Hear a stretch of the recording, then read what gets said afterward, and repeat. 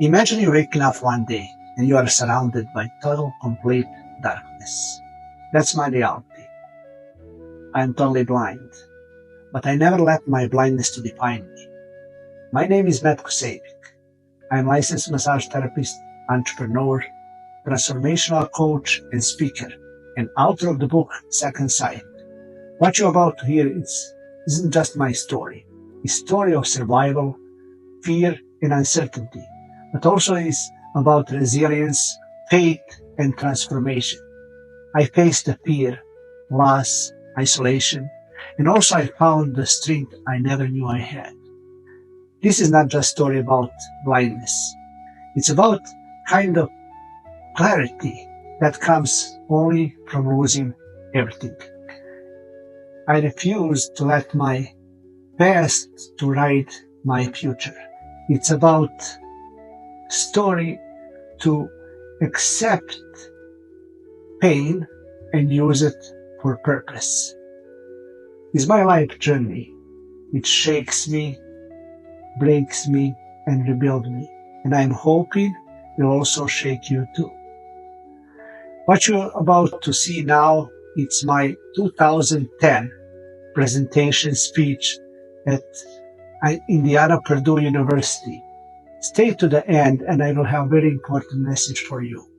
And now, just let's watch that video, which I had for a group of students in Purdue, Indiana back then. I am from Bosnia and I lost my sight during the Bosnian War. I was trained for in national country, in army. I was trained for medic soldier. As soon as I finished my duty, it's actually mandatory to serve the country for 1 whole year in ex-Yugoslavia. I finished that and I come to be a bartender in local bars and restaurants. But in February 1992, war is come to my state, to the Bosnia. Just 20 months later, I come to be more experienced as soldier, same as medic. And one day in December 20th, 1993, around 2 o'clock afternoon, one of my friends, he just been behind some sand and stuff, trying to protect himself to shoot to the enemy. He was wounded to the hand. He lost his index finger. He messed up everything. He just been having panic attack. Blood was all over his face and everywhere. I wasn't sure anymore where he is wounded. I tried to call him backwards to come close by me. I was just about 25-30 feet away from him. But that's 25 feet, it's big, because bullets comes from everywhere. About 5-6 minutes, which sometimes looks like 5 years, it took so long. And I decided I have to go to help him. I've been on my knees and hands and kind of crawling down towards to him. As soon as I come to a safe place, try to do first aid to his hand, talking to him just to make him to feel better. In that moment, I just felt something is shoot me. I kind of just turned down backwards and somehow I've been again on my knees. In that moment, just didn't know what's going on. Did I pass out or I died? I touched my face with my hands. I feel big open wound here below my left eye. And my right eye being kind of pushed a little bit out. I stopped to touch that and trying to figure out still what's going on with me. I couldn't see anything. I am blind. But I still don't know that. A friend of mine, a soldier who I've been helping, he just took my first aid and my gun and he ran. I heard his voice saying, "Medic is wounded," but he didn't pick me up. I stay over there on my own. Like any other soldier, I had my first aid in my pants. I took them and started to do first aid to myself.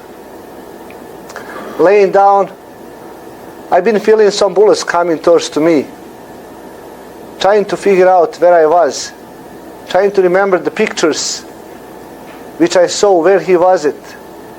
Try to protect myself from all those bullets who comes from who don't know, and I really don't know where coming from. I've been laying down on the ground and thinking, do I die? And then about 20 minutes later, I've been bleeding a lot and thinking like I losing consciousness. Then in that moment I heard the voice, which I recognize. That was a very good friend of mine. He came to pick me up. He said, can you follow me?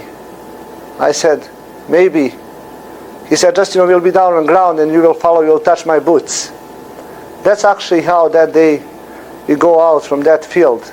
Already we have our support troops. They kind of come closer and trying to help us out, to pull us to escape from that field. And just about maybe 10-15 minutes later, we come to the forest and I was in a safe place.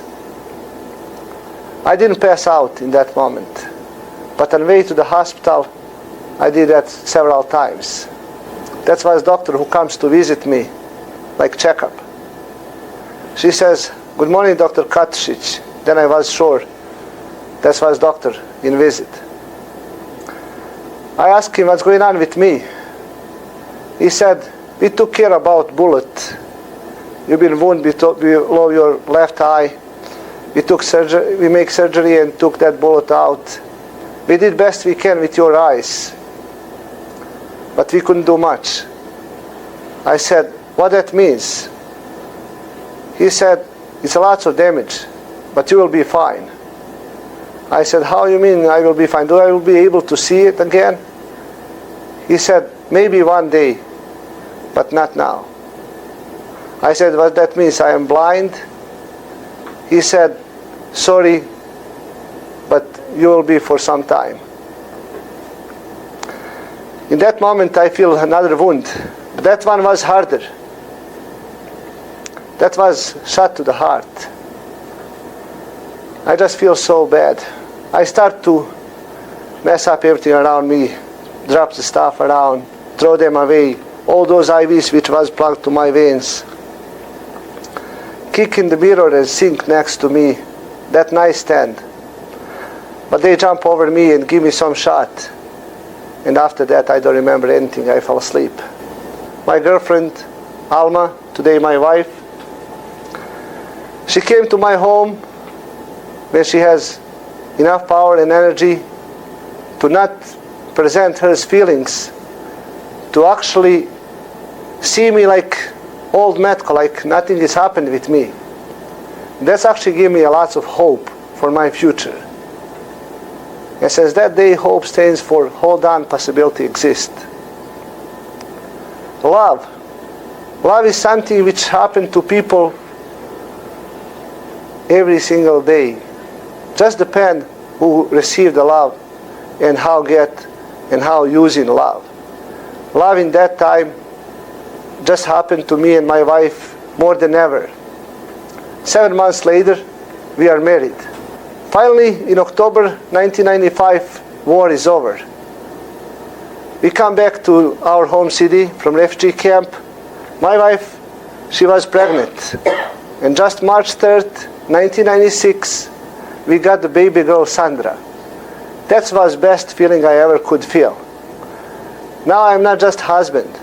Now I am father too. But that's comes also bigger responsibility. I have to provide for my family like any other husband, father, for their family. But how to do so?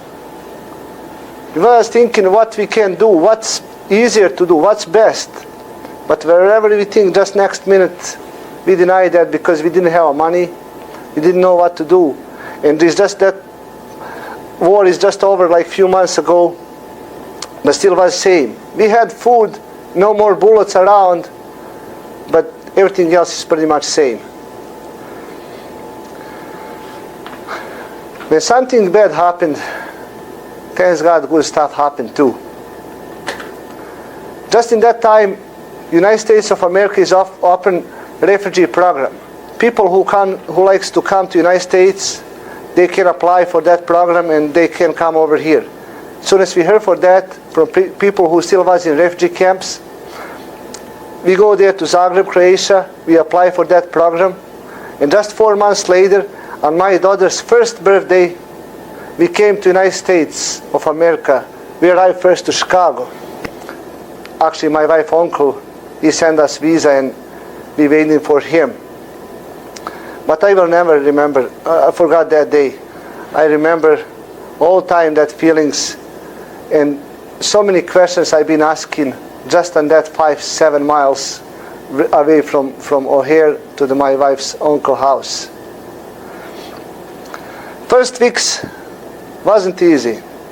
New country, new rules, no language, no money, you don't know much people. People who you know, they cannot help you because they just came before us a few months ago. There was one lady who comes in early 80s. Her name was Milka.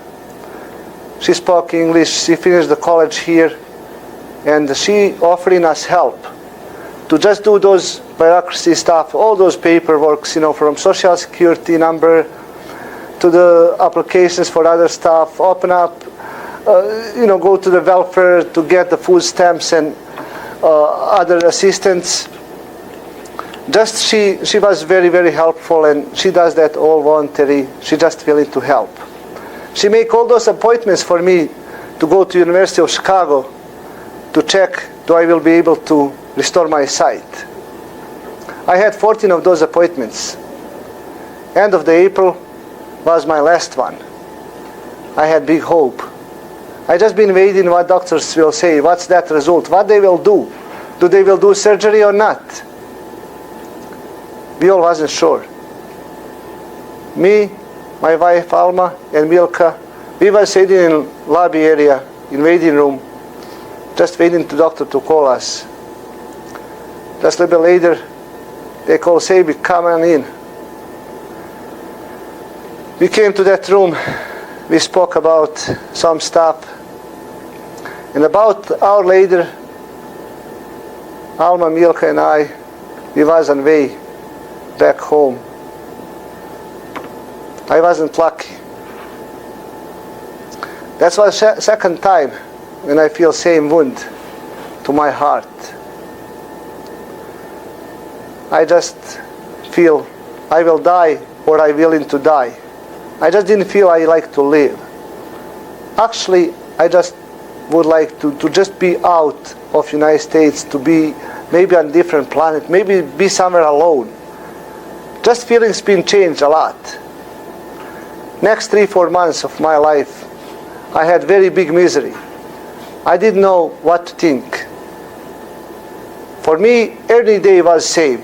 Even it's Monday or Wednesday or Sunday, I didn't care much. In the morning, I just know one thing what to do. I have to eat, drink water, go to bedroom and sleep. That just was the thing. I just didn't care for anything else. I was so selfish. I was mad. I live in depression. People around me, they see me like I'm trying to figure out how to find way with alcohol. I drink and finding a way how to get drunk, because when I'm drunk, I just fell asleep easier. Milka and Alma, they both willing to help much as they can. They're trying to tell me stories, they're trying to motivate me to do something, but I was so reactive and always negative about no matter what they said. Milka, she found the League for the Blind organization. She willing to take me there to see other blind people. I denied that. One day, she spoke about opportunities for blind people. I didn't like to listen. Just next day, she brought me this cane. Cane which blind people use. She says, Mettco, I have a gift for you. I said, okay, Milka, what you got? She says, here is the cane for blind people. You will be able to walk on the street with this cane like other blind people. I said, no way. I'm afraid of going on the street and pass these intersections. Some car can kick me or how I will do it. No way. She says, no, you will learn how to use it and you will be able to do so. I said, no, no, no, no. That's not for me. She says, you cannot hold your wife's skirt all your life. I said, that's fine with me. Finally, she gave it to me, this cane. I said, oh, looks good. Maybe with this cane I can play pool, or maybe just play hockey or play golf, but no way to use a street. Maybe you can give this to somebody else. She says, no, keep it. She was a very tough woman. She never gave up.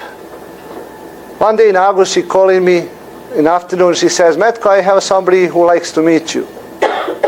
I said, no problem. She says, I would like to bring that person to your home. I said, that's fine. We said that, and just a few days later, she brought the guy to my home. Just they come in to the apartment. She says, hi, Mettco, this is Greg, and I kind of trying to shake his hand. And I kind of be looking for his hand. Of course, I am blind, and that's sometimes hard. But in some moment, it looks like a little bit awkward. I just been thinking, what's going on? Finally, our hands is shaped. I said, what kind of weird this guy is? I didn't know what's going on, Just a little bit later, we sit over there and we start to talk about some stuff. He started talking, same as Milka and Alma and anybody else around me. They start to talk again about blind people. I rather like to talk about anything else, just not about blind people. He's told me stories, what other blind people do. I didn't want to listen. Whatever he said, I've been, again, denied that or been reactive. And after all, I just said, yes, Mr. Greg, for you it's easy to say because you are not blind. But then in that moment, Greg says, yes, Mettco, I am blind too. I was speechless. Then I start to think about him and about other stuff a little bit different. Few days is passed. And finally I start to think about Greg and about all those solutions. Why? I don't know. Maybe because that was first person who is blind, who is talked to me in my way, how we talk, and explained me way how we did. And something else which impressed me a lot about Greg, because he took this cane, he took my hand, and he said, we're going to a little trip. I said, where? He said, we're going to walk on the street. I said, you and me? He said, don't worry. We go downstairs, we go to the curb, we go to the corner of the street, we come back inside the house, both of us totally blind. That impressed me. I said, if I can do it with him, he's blind, with two of us with one cane, and he can do it that by himself, travel from Chicago and come to the train station and Milka just pick him up over there, drop them to my home. I think I can do something like that too. He works in radio station in Chicago. I said, maybe I can have a job too. That's first time when I start to think positive. Finally, after all this period of time, of 3 months, I wasn't like that all the time. But that 3 months of my life was really desperate. I was feeling so mad all the time. But for first time I feeling to come back. I did research. I looked for school for blind people. January 1998, I started school for blind people in Chicago, Illinois Center of Rehabilitation Education. And on June 25th, 1998, just 1 year after my friend Milka has brought me this cane, I proved something what she says, and she really was right. I go with this cane from my home in Melrose Park using 2 buses and 2 trains to my school and come back by myself. I was really proud of myself. That day I break the fear. That day I said to myself, finally I accepted my blindness. I accept that in a different way. Blind for me stands for better life in new destiny. B-L-I-N-D, better life in new destiny. I will just tell you a quick story what is happening in that school for blind people. One day I was in the street, walking with cane, passing the intersection. My instructor been coaching me and telling me how to do it, how to pass that street. And finally, after practice, I did on my own. On the way back to the class, he said, "You see, Sabic, that was a piece of cake for you." I thought, piece of cake. That's been in my mind like piece of cake. Oh, I did a good job. He'll give me a piece of cake. We come to the classroom, we spoke over there about 10-15 minutes, but I never got my treat, There is no piece of cake, I come home and I said to my wife what I did that day. Of course, I was excited all the time. Whatever new I learned, I was excited and talking about that. And I said, he's told me to give me a piece of cake, but he never gave me. About a month later, I found out what means piece of cake. I was so glad I never asked him for a piece of cake.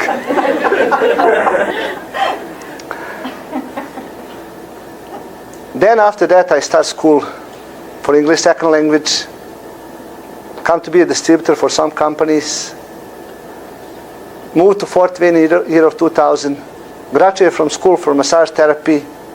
Helped my wife to also do something. She is licensed real estate agent. We start different opportunities because in this great country you can do whatever you want. And you can be wherever you choose to be. I am a massage therapist. Also, I come to be certified life and business coach. I am a motivational transformational speaker and author of the book Second Sight, Journey of Risk, Reward, Redemption. Wasn't easy. All those period of time, we had so many obstacles and upside downs. But most important was we never quit. You heard that so many times.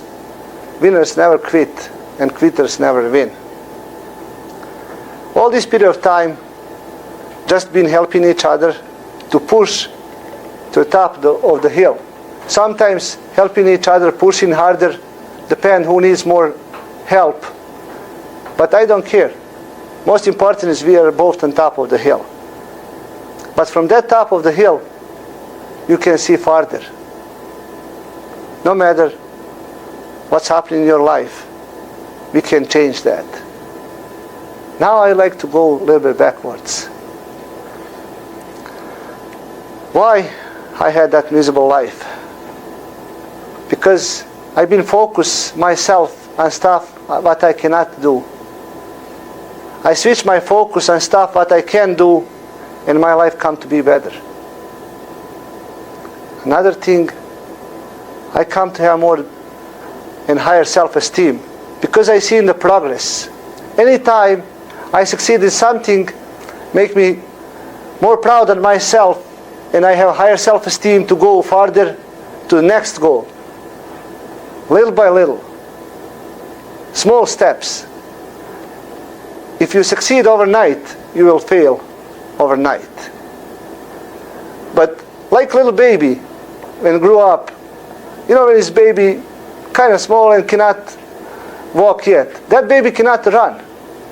But as soon as baby start to make first steps, then start to walk, then walking a little bit faster, and then finally running. And that kid is unstoppable. That's who we are too. But we just sometimes forgot that. We forgot what we can do. And why is that? Because of limiting beliefs. We limit ourselves. We find excuses. I make those. I would like you to think about these tips from me. Just kind of educate you a little bit different from my life experience. Not just from books. I read a lot of books. But I would like to say this is from my life experience. Something which I say in what I passed. And I know what I feel. As soon as I come to have a better vision for myself, for my future, I come to be more successful. I forgot that about blindness and limiting beliefs. I cannot do this or I cannot do that, and the stupid questions, why is happened to me? I stopped that. I choose to be different. I choose to be better, to be independent, to not depend on everybody everywhere. I still depend on other people's helps, especially, for example, transportation. That's kind of hard for blind people. But that doesn't limit me anymore. As soon as I start to create vision for my future and making the progress, doing some brainstorming, what to do. I had background with anatomy and physiology. Okay, there is one. But what to do with that? I decided to be a massage therapist. I found school. I graduated from that school. I had so many times hard time when I learned with no sight all those neurotransmitters and other stuff and other 12 systems in our body. I had so many chances to quit. But that's easy. It's easy to quit. But if you are tough on yourself, and if you're doing little by little some progress, you don't want to quit. Fail. Sometimes we fail. Biggest reason why people doesn't go forward is because they are not ready to fail, or they don't know how to fail. You know, when you, for example, you run in a marathon, 26 miles, and you always go to the finish line. But just one time, because you never fail, you fell down. What you will do? You'll just wait for someone to come to help you out. But if you know how to fail, you'll just stand up, check yourself, and go run to the finish line, actually to your destiny. In all this period of time, in all those 12 years, till I come to be a citizen of the United States, we have so many turbulence. We have so many times to say, okay, I quit. We try different adventures. We try different stuff to do. Some of them goes easy, some of them hard. We have so many ideas. But if you start to put plan together, your dreams and plans help you easy to achieve your goals. You have to make big commitments to yourself. You have to be tough on yourself. I've been hard on myself. Reason why? What's motivated me most? Because if I remember that misery time, that 3 months of my life when I was so desperate and mad, I just said to myself, no way, I don't want to go to live that kind of life. I will do no matter what is in front of me to do it, but I will do it. Sometimes pain making us to be actually better. Give us more power. Sometimes that pain actually is power just to think about stuff, what is possible, and asking ourselves questions. If I want to change, where is that pain? Okay, if I suffer from that, if I like to change something, we all have a goals. No matter what, but we all have something to change. No matter is that personal, is that business, financial, wellness, relationship, no matter what is your goal. But we all have something what we would like to change, to be different. At least a little bit. Because none of us is not perfect. I just like to say, do brainstorming. Make plans. Be tough on yourself. Feel that pain. But after that pain, I would like to tell you, ask yourselves questions. What will be if I do that? What if I spend more time to study? What if I do 15 minutes extra a day to listen to some book? What if I do just part-time on my fortune, still doing my job till I get to that fortune? What? Just ask yourself good questions. What is that benefits? What I should create to have better quality in my life? What's that which will kind of give me more power and better feelings? With good positive mental attitude, which I never had before, I just kind of switch from that 3 months of life to the positive mental attitude. Stuff come to be easier. It's not always like just think positive and everything goes great. No. But always help you to think and be focused on some stuff. Self-discipline. We always have to be ready to do, know what to do, where to do, when, and no matter what, we have to do it. When you create that in yourself, in having higher self-esteem, you just can achieve no matter what. Don't forget, we are all what we choose to be. I choose to be good man, good husband, good friend, and support my family. As soon as I choose to be that way, everything else comes to be easier and come easier to my life. Has so many times stuff which I just said, oh my God, maybe this is not for me. Okay, I accept that that's like bad idea. Switch that idea and work on some other ideas. That helps you out too. Believe in yourself. Believe you can do it. Make the pain and feel the pleasure later. When you set your goals, do massive action to do it. Do research. Google is best thing. Do with your friends. Find a role model. Look for something what you want. And then make big action. Big massive action. Don't say, okay, I will do it tomorrow or Monday. No, don't wait for someday. Your time is now, today. Not tomorrow, not Monday. Do it now. When you set your mind in that way, when you set yourself, you will be winner. And see in yourself and make vision for that. Support yourself with big action. Support yourself with good people. Surround yourself with friends. Try to find peer group. Let's say somebody willing to lose weight and he goes to gym or she goes to gym. Find somebody who is also having goal to lose weight. If you find somebody who just go there and after that go to Burger King, don't be in that peer group. You will never lose weight. But if you find somebody who is already motivated to do something like you want to do, you'll be successful.